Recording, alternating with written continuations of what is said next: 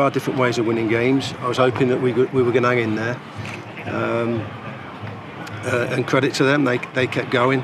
And then it takes, a penalty, whether it was or whether it wasn't. It was because the ref gave it. So yes, of course, it's disappointing. Many reasons why. Everybody likes a good run in the FA Cup. Everybody wants to do well in it. And we've fallen at our first hurdle, and it's very disappointing. Of course, at 89 minutes, the questions I would have asked you then were completely different to what I'm asking you now. But you've got to look for the positives, of course. That's what we've got to do. And it didn't help, obviously, losing a player after 15 minutes that obviously was bolstering up your midfield. Well, it never helps, when you lose a player early on. But we've got to be good enough to cope with that. So. Whoever comes on, whoever comes into the side when that happens, things can't change. And even before Joel went off, we never started right from the kick-off.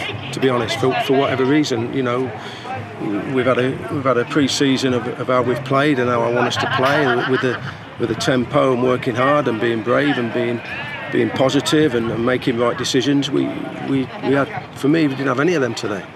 None of them. They seemed to work harder than us. They seemed to pass the ball better than us.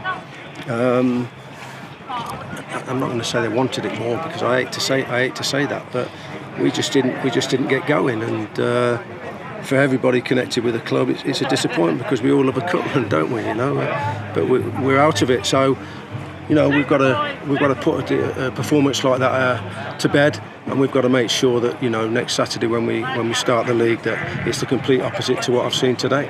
Of course, next Saturday it is in the league. It is at Steel Park. It's a place you'll want to make a fortress. It's a place where the team have got to be ready at the first whistle.